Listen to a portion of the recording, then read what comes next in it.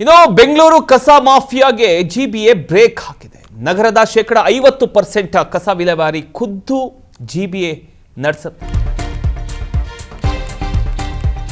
ಲೋಕಾಯುಕ್ತದ ಆಕ್ರೋಶದ ಬೆನ್ನಲ್ಲೇ ಇದೀಗ ಜಿಬಿಎ ಎಚ್ಚೆತ್ತುಕೊಂಡಿದೆ. ಕಸ ವಿಲೇವಾರಿಗೆ ಸಂಬಂಧಪಟ್ಟ ಹಾಗೆ ಸರ್ಕಾರಕ್ಕೆ ಹೊಸ ಪ್ರಸ್ತಾವನೆ ರವಾನೆಯಾಗಿದೆ. ಬೆಂಗಳೂರು ಕಸ ನಿರ್ವಹಣೆಗೆ 4781 ಇ ವಾಹನ ಖರೀದಿ ಪ್ರಸ್ತಾವನೆ. ಅದು ಗುತ್ತಿಗೆದಾರರ ಬದಲು ಸ್ವಂತ ವಾಹನ ಮಾದರಿಗೆ ಜಿಬಿಎ ಚಿಂತನೆಯನ್ನ ನಡೆಸಿದೆ. 30 ಲಕ್ಷ ಮನೆಗಳಿಗೆ ಕಸ ಸಂಗ್ರಹಕ್ಕೆ 4000 ವಾಹನಗಳ ಅಗತ್ಯ ಇದೆ.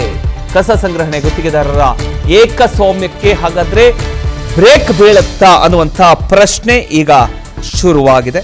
ಬೆಂಗಳೂರು ನಗರದ ಕಸ ನಿರ್ವಹಣೆಯಲ್ಲಿ ಮಹತ್ವದ ಬದಲಾವಣೆಗೆ ಗ್ರೇಟರ್ ಬೆಂಗಳೂರು ಅಥಾರಿಟಿ ಅಂದ್ರೆ ಜಿಬಿಎ ಮುಂದಾಗಿರತಕ್ಕಂಥದ್ದು.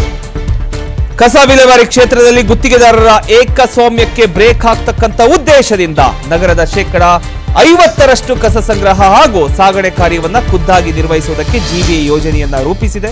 ಇದಕ್ಕಾಗಿ ಸಾವಿರಾರು ಈ ವಾಹನಗಳ ಖರೀದಿ ಸೇರಿದಂತೆ ಮಹತ್ವದ ಪ್ರಸ್ತಾವನೆಯನ್ನ ಸರ್ಕಾರದ ಮುಂದಿಟ್ಟಿದೆ. ಈ ಕುರಿತ ಒಂದು ವಿಚಾರವನ್ನ ಮಾತನಾಡಿದ್ರೆ ಕೇಳಿಸ್ಕೊಳ್ಳಿ. ಚರ್ಚೆ ನಮ್ಮ ಸಿ ಅವರು ಮಾಡಿಟ್ಟಿದ್ದಾರೆ. So will have to look at our existing ಏನು ನಾವು ರೆಡಿ ಕಾಂಟ್ರಾಕ್ಟ್ಸ್ ಕೊಟ್ಟಿದ್ದೇವೆ ಅದರಲ್ಲಿ ನೋಡಿಕೊಂಡು ಹೇಗೆ ಇದು ಮಾಡಬೇಕು. ಬಟ್ ಡೆಫಿನೆಟ್ಲಿ ಕೆಲವೆಲ್ಲ ಕಾಂಟ್ರಾಕ್ಟರ್ಸ್ ಯಾರು ಪರ್ಫಾರ್ಮೆನ್ಸ್ ಮಾಡ್ತಾ ಇಲ್ಲ. ಈಗಾಗಲೇ ನಾವು ನೋಡಿದ್ದೇವೆ.